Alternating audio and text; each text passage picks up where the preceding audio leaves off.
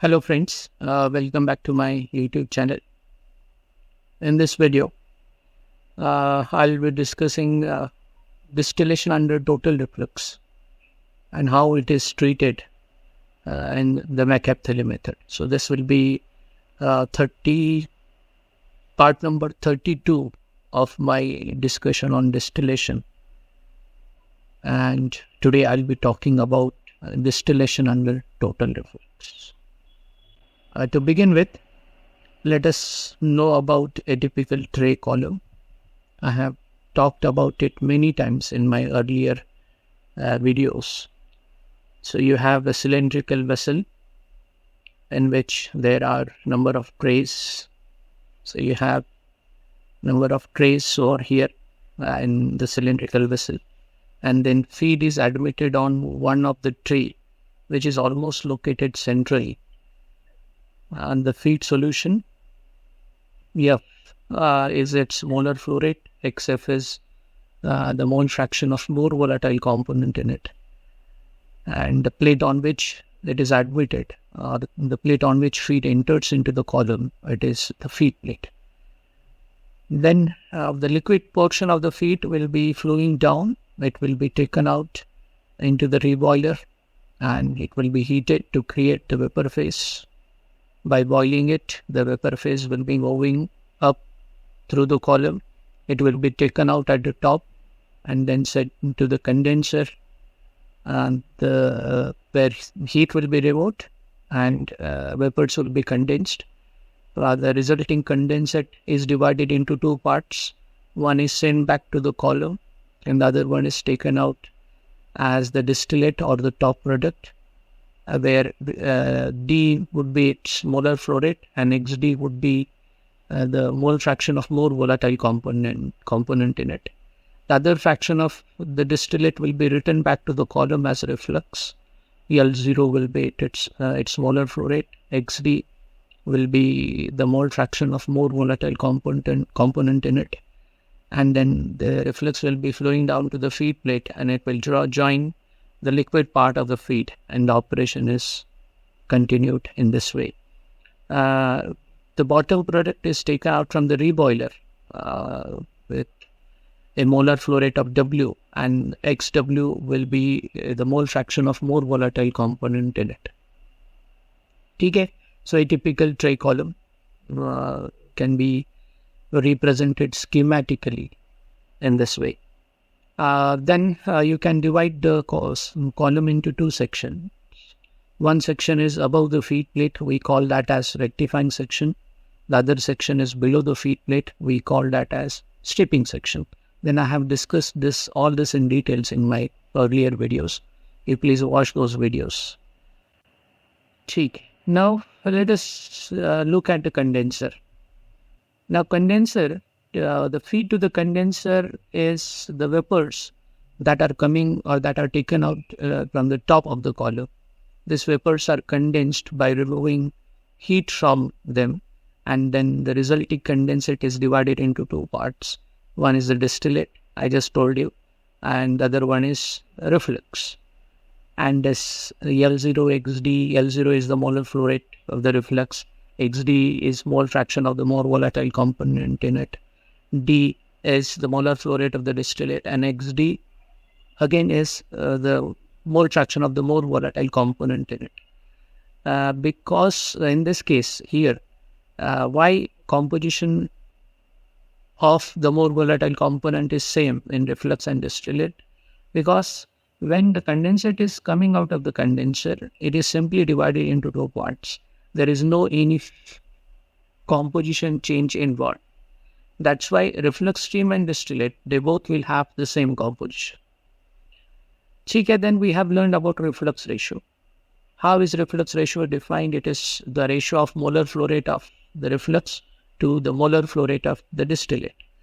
We denote reflux ratio by R. So R is L0 by D. Now let us see what can happen if the reflux, molar flow rate of the reflux is increased. That is L0 is increased.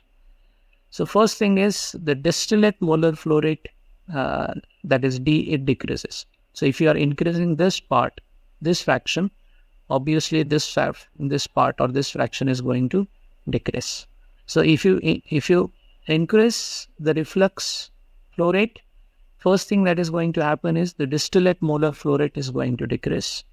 And from this equation, if D is decreasing, L0 is increasing, then reflux ratio is also increasing. So if you increase the molar flow rate of reflux, what is happening? The molar flow rate of distillate decreases and reflux ratio increases.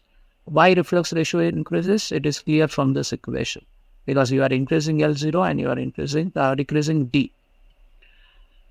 Then let us say that D becomes 0, or you are not taking out any distillate product. So if no distillate is taken out, what happens? The distillate molar flow rate will be 0, that is D will be 0. All the condensate that is coming out of the condenser will be sent back to the column as reflux. And in that case, if D is 0, then as per this equation where R is L0 by D, if D is 0, R becomes infinite. That is, reflux ratio becomes infinite. So if you are not taking out any distillate product, its smaller flow rate will be 0. All of the condensate will be written back to the column as the reflux. And with D is equal to 0, R will become infinite. The column under this situation, when all the condensate is sent back to the column as a reflux, we say that the column is operating under total reflux. Okay, now let us know more about a column which is operating under total reflux.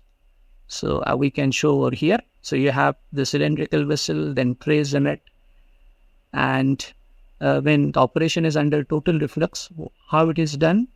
Enough feed is given to the column and then it is stopped. So you give feed to the column, the liquid portion of the feed will be flowing down, and then feed to the column is stopped. Then after that, the liquid going to the reboiler is boiled and the resulting vapors are admitted into the column, and the no bottom product is taken out in that case. So the liquid, it is taken out at the bottom, it is sent to the reboiler, all of the liquid is boiled, all of the resulting vapors are sent back to the column, and those vapors will be rising, and then the vapors will be removed from the top, and they are sent to the condenser. Vapors from the top are condensed, and all the condensate is returned to the column as reflux, and no distillate is taken out. So all of the vapors, they are sent to the condenser, all of them are condensed, all the condensate is returned to the column as the reflux, and then reflux will have, as we have been using, L0 is its smaller flow rate, and XD is the mole fraction of more volatile component in it. Okay, so how to operate a column under total reflux, you can understand through these steps. Enough feed is given to the column and then it is stopped. The liquid going to the reboiler is boiled and the resulting vapors are admitted into the column. No bottom product is taken out. Vapors from the top are condensed and all the condensate is returned to the column as the reflux, and you are not taking out any distillate. You are not taking out any top product. Again, the reflux will be flowing down and it will be joining the liquid part of the feed, and the operation will then continue. Okay, so you have now a typical tray column operating under total reflux can be simply represented by a schematic diagram like this. So distillate is 0 and bottom product is 0. That is D is 0, W is 0. Now let us see what happens to the operating line with this situation when D is 0 and W is 0. So operating line for the rectifying section, the equation for it, I have derived it in my earlier video. So this is yn plus 1 is equal to L0 upon L0 plus D into Xn plus D upon L0 plus D into XD. And if D is 0 when the column is operating under total reflux, and if you use that in this equation, you get yn plus 1 is equal to L0 upon L0 plus 0 into Xn plus 0 upon L0 plus 0 into XD. That is yn plus 1 is equal to L0 upon L0 into Xn plus 0 into XD. That is yn plus 1 is equal to Xn. And yn plus 1 is equal to Xn is nothing but the equation of the diagonal line. That means If the column is operating under total reflux and you are not taking out any distillate product, then the operating line for the rectifying section, if you follow this on the XY diagram, what happens to the operating line for the rectifying section? The operating line for the rectifying section coincides with the diagonal line. And now you can easily understand how that happens. We are using D is equal to 0 in the equation of the rectifying section line, and you arrive at this conclusion, which is the diagonal line. Therefore, the operating line for the rectifying section, it coincides with the diagonal line. So first conclusion is that when the column is operating under total reflux, then the operating line for the rectifying section on the XY plot or the distribution diagram, it is going to coincide with the diagonal line. Now let us check with the operating line for the stripping section. We will start with its equation. Equation is ym plus 1 is equal to L bar m upon L bar m minus W into Xm minus W upon L bar m minus W into Xw. Now, for column with total reflux, W is 0, and we are going to use that. With W is equal to 0, you have ym plus 1 is equal to L bar m upon L bar m minus 0 into Xm minus 0 upon L bar m minus 0 into Xw. So wherever there is W, we have equated it to 0. That is ym plus 1 is equal to L bar m upon L bar m into Xm minus 0 into Xw. L bar m, the kids cancel out, and this entire term becomes 0. So that we are left with ym plus 1 is equal to Xm, which again is the equation of the diagonal line. That means when the column is operating under total reflux, even the operating line for the stripping section, it coincides with the diagonal line. So ym plus 1 is equal to Xm is the diagonal line, and our conclusion is the operating line for the stripping section coincides with the diagonal line. So at this point of time, we now know that and when the column is operating under total reflux, and if you follow this on the distribution diagram, you'll come to know that the operating line for the rectifying section and operating line for the stripping section, both of them coincide with the diagonal line. Okay, next we will check these operating lines on the XY plot. XY plot is nothing but a plot of equilibrium values of X and Y, where X is plotted on the X-axis, Y is plotted on the Y-axis. I have discussed about this diagram many times in my earlier videos. You can watch those videos. Okay. So you have the diagonal line, which is drawn for reference, and then you have the equilibrium curve, which is the actual plot of X and Y values. Okay. So operating line, if you check operating line for the rectifying section, it starts at XD. So you locate XD, you are going to the diagonal line, then you locate the intercept, which is XD upon R plus 1, and then the operating line for the rectifying section will be passing through these 2 points. Whereas Q line, or you call that as feed line, and for the sake of understanding, we are considering feed to be a partially vaporized feed. So for partially vaporized feed, the Q line would be looking like this. It will start at X is equal to XF. You locate XF, you move to the diagonal line, then the Q line will be starting at this point. And for partially vaporized feed, the Q line will be having a negative slope, and the Q line would be looking like this. So after Q line, now if you plot the stripping section line starts at XW. You locate XW. On the X-axis, go to the diagonal line, and the operating line for the stripping section will start at this point, and then it will pass through the intersection point of Q line and rectifying section line. So this is the thing. Okay. Now, when you are operating under total reflux, what happens? We have just understood that the operating lines, they coincide with the diagonal line. Okay. Now with total reflux, the operating lines coincide with the diagonal line. This is our conclusion. So that means while going to total reflux, you are gradually increasing the reflux to the column. And that means you are increasing the reflux ratio. Okay, so what happens if you go on increasing the reflux? the operating lines, they will move away from the equilibrium curve and they will move towards the diagonal line. For example, the operating line for the rectifying section is now seen moving towards the diagonal line. Same happens with the stripping section line. So slowly, let us first look at the operating line for the stripping section, rectifying section. It is slowly moving to the diagonal line. Same thing happens with the stripping section line. It also moves towards the diagonal line. So ultimately, when you are at a total reflux, the two operating lines will be coinciding with the diagonal line. Okay. Now, in this case, if you have to use McApthilly method to find number of stages, then when you have total reflux, the operating lines are coinciding with the diagonal line. The stages for this particular case, they will be drawn between the equilibrium curve and the diagonal line. So you just have to draw the diagonal line, then the equilibrium curve, and then you can draw the stages between the equilibrium curve and the diagonal line.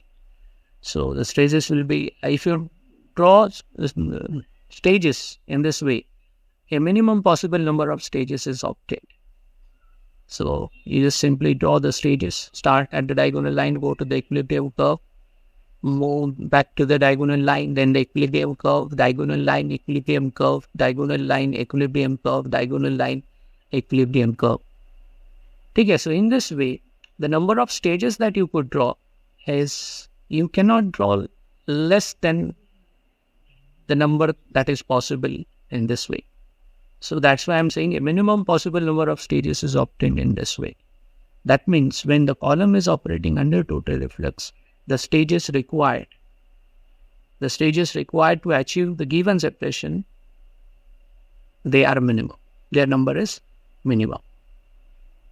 Okay, so in this case, the minimum number of stages would be 5.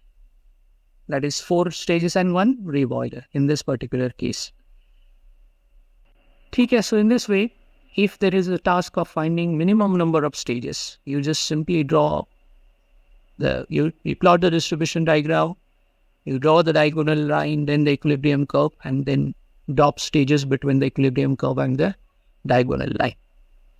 Okay, so with total reflux, what is happening? All of the bottom product is boiled. You are not taking out any bottom product. All of the bottom product is boiled in the reboiler, and therefore the heat supplied in this case is maximum.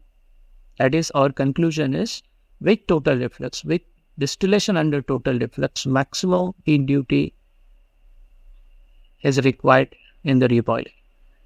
Similarly, when all of the bottom product is boiled, maximum quantity of vapor is generated, and then vapors, they are removed from the top and then they are condensed in the condenser.